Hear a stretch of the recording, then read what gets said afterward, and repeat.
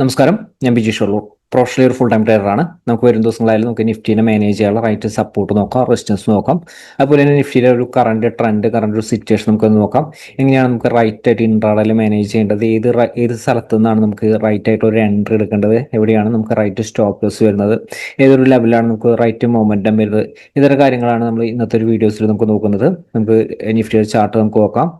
ഇന്നത്തെ ഒരു ദിവസത്തിൽ മാർക്കറ്റിൽ സംഭവിച്ചത് നമുക്ക് നോക്കാം. 25,414 നമ്മൾ കഴിഞ്ഞ ദിവസം നൽകിയിരിക്കുന്ന സപ്പോർട്ട് ഹോൾഡ് ചെയ്തിട്ടാണ് നിഫ്റ്റി നിലനിർത്തിയിരുന്നത്. നമ്മൾ ഈ ഒരു ലെവലിൽ നിന്ന് ഷോർട്ട്സ് ആൻഡ് ഓപ്പർച്യൂണിറ്റി യൂട്ടിലൈസ് ചെയ്ത് നമ്മൾ സൂചിപ്പിച്ചിരുന്നത്. കാരണം നിഫ്റ്റി ഈ ഒരു റേഞ്ചിൽ സ്ട്രോങ് ആയിട്ട് ഒരു ബൈ ട്രെൻഡിലാണ് നിലനിൽക്കുന്നത്. നിഫ്റ്റിയുടെ ഒരു ഷോർട്ട്സ് ആൻഡ് ഓപ്പർച്യൂണിറ്റി യൂട്ടിലൈസ് ചെയ്യണമെങ്കിൽ 25,414 താഴെയുള്ള ഒരു ഓപ്പണിംഗ്, അതിനുശേഷം ബ്രേക്ക് ചെയ്ത് പോകുന്ന ഒരു സിറ്റുവേഷൻ, ഇത് മാത്രമാണ് നമുക്ക് ഷോർട്ട്സ് ആൻഡ് ഓപ്പർച്യൂണിറ്റി യൂട്ടിലൈസ് ചെയ്യേണ്ടത്. അല്ലെങ്കിൽ വലിയൊരു ഗ്യാപ്പ് അപ്പ് റെസിസ്റ്റൻസ് ലെവലിൽ നമുക്കൊരു ഫ്ലാറ്റ് ഓപ്പണിംഗ് നമ്മൾ ഒരിക്കലും ഷോർട്ട്സ് ആൻഡ് ഓപ്പർച്യൂണിറ്റി യൂട്ടിലൈസ് ചെയ്യാനായിട്ട് സജഷൻ നടത്തിയിരുന്നില്ല. എക്സാക്റ്റ് ആയിട്ട് രാവിലത്തെ ഒരു സെക്ഷനിൽ തന്നെ 25,414 അടുത്ത് തന്നെ ബൈ എടുത്തവർക്ക് രാവിലത്തെ ഒരു നല്ലൊരു മൊമെന്റം കിട്ടി കാണും. അതിനുശേഷം വീണ്ടും ടിപ്പിൽ വന്നപ്പോൾ വീണ്ടും ബൈർ ഓപ്പർച്യൂണിറ്റി യൂട്ടിലൈസ് ചെയ്തവർക്കും ഇന്ന് എക്സാക്റ്റ് ബൈർ ഓപ്പർച്യൂണിറ്റി സപ്പോർട്ടിന്റെ അടുത്ത് നിന്ന് എപ്പോഴും പറയാറുണ്ട്, റൈറ്റ് ഓപ്പർച്യൂണിറ്റി എപ്പോഴും സപ്പോർട്ടിന്റെ അടുത്ത് നിന്നാണ് വരുന്നത്. അപ്പോൾ സപ്പോർട്ടിന്റെ അടുത്ത് നിന്ന് ബൈർ ഓപ്പർച്യൂണിറ്റി യൂട്ടിലൈസ് ചെയ്തവർക്ക് വളരെ ഈസിയാണ് ഇന്നത്തെ മാർക്കറ്റ് വളരെ ഈസി ആയിട്ട് അത് മാനേജ് ചെയ്യാനായിട്ട് സാധിച്ചു കാണും. അപ്പോൾ നമുക്ക് വരും ദിവസങ്ങളായാലും നമുക്ക് ഏതാണ് റൈറ്റ് ആയിട്ടുള്ള റെസിസ്റ്റൻസ്, ഏതാണ് റൈറ്റ് ആയിട്ടുള്ള സപ്പോർട്ട് നമുക്ക് നോക്കാം. അതിന് മുൻപ് തന്നെയായിട്ട് നമുക്കൊരു ഡെയിലി ടൈം ഫ്രെയിമിൽ നിഫ്റ്റിയുടെ സിറ്റുവേഷൻ നമുക്ക് നോക്കാം. ഡെയിലി ടൈം ഫ്രെയിമിൽ നമുക്ക് നിഫ്റ്റിയുടെ ഒരു ലോങ് ടൈം വ്യൂ ആണ് നമുക്ക് ലഭിക്കുന്നത്. നിഫ്റ്റിനെ കുറിച്ച് നമ്മൾ കഴിഞ്ഞ ആഴ്ചകളിലെ വീഡിയോസിൽ മുതൽ നമ്മൾ പറയുന്നതാണ്. നമുക്ക് 2-3 ഡേയ്സ് അല്ല, ഒരു 4 ദിവസം കണ്ടിന്യൂസ് ആയിട്ടൊരു റെഡ് കാൻഡിൽ വന്നപ്പോൾ തന്നെ നമ്മൾ സൂചിപ്പിച്ചിരുന്നു നിഫ്റ്റി ഈ ഒരു ലെവലിൽ നിന്ന് ബൗൺസ് ചെയ്യാനായിട്ട് സാധ്യതയുണ്ട്. നിഫ്റ്റിയുടെ ട്രെൻഡ് നെഗറ്റീവായിട്ട് നമ്മൾ ഈ ഒരു ലെവലിൽ സ്ട്രോങ് ആയിട്ടുള്ള റെഡ് കാൻഡിൽ വരുമ്പോഴേക്കും ഷോർട്ട്സ് ആൻഡ് ഓപ്പർച്യൂണിറ്റി യൂട്ടിലൈസ് ചെയ്യരുത്. നമുക്ക് ഈ ഒരു ലെവലിൽ റൈറ്റ് സപ്പോർട്ട് ഉണ്ട്. 27,300, 200 ലെവലിൻ്റെ അടുത്താണ് സപ്പോർട്ട് വരുന്നത്. ഇത് നമ്മൾ മുൻ വീഡിയോസിൽ, കഴിഞ്ഞ ദിവസങ്ങളിലെ വീഡിയോസിലൊക്കെ അപ്ഡേറ്റ് ചെയ്തതാണ്.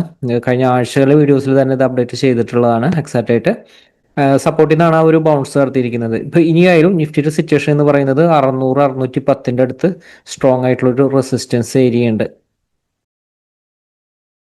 ഈ റെസിസ്റ്റൻസ് ഏരിയ എങ്ങനെയാണ് നിഫ്റ്റി ഫേസ് ചെയ്യുന്നത്, അതിനനുസരിച്ചായിരിക്കും ഈ ഒരു ലെവലിലെ മൊമെന്റം. റൈറ്റ് എൻട്രി ഇപ്പോഴും ആ ഒരു സപ്പോർട്ട് ലെവലിൽ നിന്ന് ഇന്നത്തെ ഒരു ദിവസത്തിലായാലും അതേപോലെ തന്നെ 27,300 അടുത്തായി ആ ബൗൺസ് കിട്ടിയിട്ടുണ്ട്. വരും ദിവസങ്ങളിൽ നമുക്കത് എങ്ങനെ മാനേജ് ചെയ്യാം, ഏതാണ് റൈറ്റ് ആയിട്ടുള്ള സപ്പോർട്ട് റെസിസ്റ്റൻസ് എന്ന് നമുക്ക് നോക്കാം. നമുക്ക് ചെറിയ ടൈം ഫ്രെയിമിൽ 5 മിനിറ്റ് ടൈം ഫ്രെയിമിൽ നമുക്കത് എങ്ങനെയാണ് മാനേജ് ചെയ്യാനുള്ള സപ്പോർട്ട് റെസിസ്റ്റൻസ് ഏതാണെന്ന് നമുക്ക് നോക്കാം. അതുപോലെ തന്നെ ഇന്നത്തെ ഒരു സിറ്റുവേഷൻ നോക്കുന്നതിന് മുൻപ് തന്നെ എപ്പോഴും ശ്രദ്ധിക്കുക, നിഫ്റ്റിയിലായാലും ഒരു 4 ഡേയ്സ് ഒരു കണ്ടിന്യൂസ് ആയിട്ട് റെഡ് കാൻഡിൽ വന്നതിന് ശേഷം ഒരു ഹാമർ കാൻഡിൽ ഫോം ചെയ്ത് നിൽക്കുകയാണ്. അപ്പോൾ ഈ ഒരു ഹാമർ കാൻഡിൽ ഫോം ചെയ്ത് നിൽക്കുന്നത് ബയേഴ്സ് ഇവിടെ നിന്ന് ആക്റ്റീവ് ആയിട്ടുണ്ട്. ഈ ഒരു സപ്പോർട്ടിന്റെ അടുത്ത് തന്നെ ബയേഴ്സ് ആക്റ്റീവ് ആയിട്ടുണ്ട്. അപ്പോൾ അതുകൊണ്ടാണ് നമ്മൾ അത് സൂചിപ്പിച്ചിരുന്നത്. അത് മാത്രമല്ല, റെസിസ്റ്റൻസിന്റെ മുകളിലേക്ക് സസ്റ്റെയിൻ ചെയ്തു. നമ്മൾ നൽകിയിരിക്കുന്ന റെസിസ്റ്റൻസിന്റെ മുകളിലാണ് നിഫ്റ്റി നിലനിർത്തിയിരുന്നത്. അപ്പോൾ അതുകൊണ്ടാണ് നമ്മൾ കഴിഞ്ഞ ദിവസവും ഇന്നത്തെ ഒരു ദിവസവും ബൈക്ക് മാത്രം ഇമ്പോർട്ടൻസ് നൽകാനായിട്ട് സൂചിപ്പിച്ചിരുന്നത്. പക്ഷേ നിഫ്റ്റിയുടെ ഒരു ക്ലോസിങ് സപ്പോർട്ടിന്റെ ഒരു താഴെയാണ് ക്ലോസ് ചെയ്യുന്നത്, അല്ലെങ്കിൽ റെസിസ്റ്റൻസ് ഏരിയയുടെ അടുത്താണെങ്കിൽ നമ്മൾ ഒരിക്കലും ബൈക്ക് കൂടുതൽ ഇമ്പോർട്ടൻസ് നൽകില്ല. പ്രത്യേകം മനസ്സിലാക്കുക, ഇന്നത്തെ ഒരു സിറ്റുവേഷൻ അല്ല, വരാൻ പോകുന്ന ഒരു ദിവസങ്ങളിൽ ഓരോ ദിവസത്തെ മാർക്കറ്റിനെ അനലൈസ് ചെയ്തിട്ട് വേണം നമുക്ക് ഓരോ ദിവസത്തെ മാർക്കറ്റിനെ മാനേജ് ചെയ്യാനായിട്ട്. അപ്പൊ നിഫ്റ്റിയുടെ ഏതാണ് റൈറ്റ് ആയിട്ടുള്ള സപ്പോർട്ട് റെസിസ്റ്റൻസ് നമുക്ക് നോക്കാം. നമുക്ക് വരും ദിവസങ്ങളായാലും നമുക്ക് റൈറ്റ് സപ്പോർട്ട് റെസിസ്റ്റൻസ് നമുക്ക് നോക്കാം. പ്രത്യേകം ശ്രദ്ധിക്കുക, മാർക്കറ്റിന്റെ എപ്പോഴും മൊമെന്റം എപ്പോഴും റൈറ്റ് സപ്പോർട്ട് റെസിസ്റ്റൻസിന്റെ അടുത്തായിരിക്കും. എപ്പോഴും നമുക്ക് ആ റൈറ്റ് സപ്പോർട്ട് റെസിസ്റ്റൻസിനെ അനലൈസ് ചെയ്യുന്നിടത്താണ് നമുക്ക് ഏറ്റവും നല്ല ആക്യുറസിയിൽ ട്രേഡ് ചെയ്യാൻ പറ്റുന്നത്. അല്ലെങ്കിൽ നമുക്ക് ആ ഒരു ആക്യുറസി നമുക്ക് കൃത്യമായിട്ടൊരു ആക്യുറസി നമുക്ക് കിട്ടില്ല. കൃത്യമായിട്ട് നിഫ്റ്റിനെ മാനേജ് ചെയ്യാനായിട്ട് ബുദ്ധിമുട്ടായിരിക്കും. അപ്പോൾ നിഫ്റ്റിയിൽ ഓപ്പൺ ചെയ്യുന്ന പ്രത്യേകം ശ്രദ്ധിക്കുക, ഗ്യാപ്പ് അപ്പ് ഓപ്പണിംഗ് ആണ് 27,555. ഇതാണ് ഹയർ ലെവൽ റെസിസ്റ്റൻസിന്റെ ഒരു മുകളിലാണെങ്കിൽ ബൈർ ഓപ്പർച്യൂണിറ്റിക്കാണ് കൂടുതൽ സാധ്യത. അതിൻ്റെ ഒരു മുകളിൽ ഒരു ഓപ്പണിംഗ്, അതിനുശേഷം ബൈർ ഓപ്പർച്യൂണിറ്റി വന്നാൽ യൂട്ടിലൈസ് ചെയ്യാം. പക്ഷേ പ്രത്യേകം ശ്രദ്ധിക്കുക, 600 അടുത്ത് സ്ട്രോങ് ആയിട്ടുള്ള റെസിസ്റ്റൻസ് ലെവലുണ്ട്. 27,590,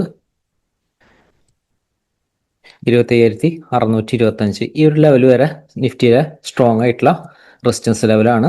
നിഫ്റ്റി 27,625 മുകളിലേക്ക് ഇനി ഒരു ക്ലോസിംഗ് നിലനിർത്തിയാൽ കുറച്ചും കൂടി ഒരു സ്ട്രെങ്ത് കാണുന്നുണ്ട് മുകളിലേക്ക്. പക്ഷേ ഇൻട്രാഡേയിൽ സസ്റ്റെയിൻ ചെയ്യുമെന്നുള്ളത് അനുസരിച്ച്, കാരണം സപ്പോർട്ട് റെസിസ്റ്റൻസ് അനുസരിച്ചാണ് ഇൻട്രാഡേയിൽ മാനേജ് ചെയ്യേണ്ടത്. അതിനുശേഷം 27,670 ഇതാണ് ഹയർ ലെവൽ റെസിസ്റ്റൻസ് വരുന്നത്.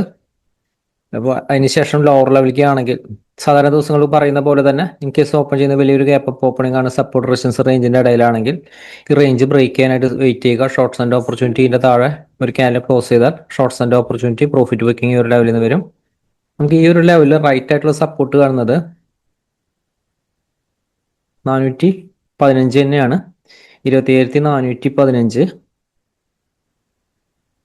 നമ്മൾ കഴിഞ്ഞ ദിവസത്തിൽ നൽകിയിരിക്കുന്ന ഒരു ലെവൽ തന്നെയാണ്. 415 27,438 എന്ന് പറയുന്ന ഒരു റേഞ്ച് ആയിട്ടാണ് ക്രിയേറ്റ് ആയിരിക്കുന്നത്. അപ്പോൾ ഈ ഒരു റേഞ്ചിൽ നിന്ന് ബൈ ഓപ്പർച്യൂണിറ്റി കിട്ടിയ യൂട്ടിലൈസ് ചെയ്യാം. ഓപ്പൺ ചെയ്യുന്നത് 418 താഴെയാണെങ്കിൽ വീക്ക്നെസ് ആണ്. ഷോർട്ട് സെല്ലിന് മാത്രം ഇമ്പോർട്ടൻസ് നൽകുക. 438 ബൗ സ്റ്റോപ്പ് ലോസ് പ്ലേസ് ചെയ്തുകൊണ്ട് ഷോർട്ട്സ് ആൻഡ് ഓപ്പർച്യൂണിറ്റി യൂട്ടിലൈസ് ചെയ്യുക. അടുത്തൊരു സപ്പോർട്ട് 27,371 27,371 അടുത്തൊരു സപ്പോർട്ട് വരുന്നത്. അതിനുശേഷം അടുത്തൊരു സപ്പോർട്ട് വരുന്നത് 322 27,322 371 322 ഇത് രണ്ടും സ്ട്രോങ് സപ്പോർട്ടാണ് ലോവർ ലെവലെ. അപ്പം അതിനുശേഷം മൈനർ ആയിട്ടുള്ള സപ്പോർട്ടുകൾ 27,278 വരുന്നുണ്ട്. പിന്നെ കഴിഞ്ഞ ദിവസത്തിൽ നൽകിയിരിക്കുന്ന പോലെ 200 അടുത്ത് സ്ട്രോങ് ആയിട്ടുള്ള സപ്പോർട്ട് കഴിഞ്ഞ ദിവസം വീഡിയോസിൽ നോക്കിക്കഴിഞ്ഞാൽ ലോവർ ലെവൽ എക്സാക്റ്റ് ആയിട്ടുള്ള സപ്പോർട്ടുകൾ നമുക്ക് കിട്ടും. ഈ റേഞ്ചിലായാലും നിഫ്റ്റിക്ക് സപ്പോർട്ട് ഉണ്ട് കേട്ടോ. 500 തൊട്ട് താഴെ സപ്പോർട്ട് ഉണ്ട്. നമ്മൾ കഴിഞ്ഞ ദിവസത്തിലായാലും 27,505 മുകളിലേക്ക് റെസിസ്റ്റൻസ് നൽകിയിരുന്നു. അപ്പോൾ അത് ബ്രേക്ക് ചെയ്ത ആ ക്യാൻഡലിന്റെ ആ ഒരു ഹാഫ് ഏരിയയിലായിട്ട് വരും, ആ ഒരു സപ്പോർട്ട് വരും. അപ്പോൾ അതുകൊണ്ട് തന്നെ 24,495 സപ്പോർട്ടായിട്ട് എടുത്തിരിക്കുന്നത്. അപ്പോൾ ഇൻ കേസ് ഓപ്പൺ ചെയ്യുന്ന ഗ്യാപ് ഡൗൺ ഓപ്പണിംഗ് ആയാലും 27,495 500 തൊട്ട് താഴെ വരെ സപ്പോർട്ടാണ്. ഈ ഒരു ലെവലിൽ നിന്ന് ബൗൺസിനാണ് സാധ്യത. പ്രത്യേകം ശ്രദ്ധിക്കുക, 27,495 താഴെയാണ് ഓപ്പൺ ചെയ്യുന്നത്. ചെറിയ ടൈമിലെ ഷോർട്ട്സ് ആൻഡ് ഓപ്പർച്യൂണിറ്റി വന്നാൽ യൂട്ടിലൈസ് ചെയ്യാം. വീണ്ടും ഇന്നത്തെ ഒരു സപ്പോർട്ട് ലെവൽ ടെസ്റ്റ് ചെയ്യും. ഈ ഒരു സപ്പോർട്ട് ലെവലിൻ്റെ അടുത്തുനിന്ന് എങ്ങനെയാണ് മാർക്കറ്റ് ഡിസൈഡ് ചെയ്യുന്നതിനനുസരിച്ചായിരിക്കും മുകളിലേക്കോ താഴത്തേക്കുള്ള ഒരു മൊമെന്റം വരുന്നത്. ഇപ്പോൾ നിഫ്റ്റിയിലായാലും ഇത്തരം സപ്പോർട്ട് റെസിസ്റ്റൻസ് അനുസരിച്ച് മാനേജ് ചെയ്യുക. എക്സാക്റ്റ് ആയിട്ട് ട്രെൻഡിൽ മാനേജ് ചെയ്യാനായിട്ട് സാധിക്കും. മാർക്കറ്റ് വലിയ ഓപ്പർച്യൂണിറ്റി ആയിട്ട് നമുക്ക് ഒരു ദിവസങ്ങൾ അപ്ഡേറ്റിൽ വീണ്ടും കാണാം. താങ്ക്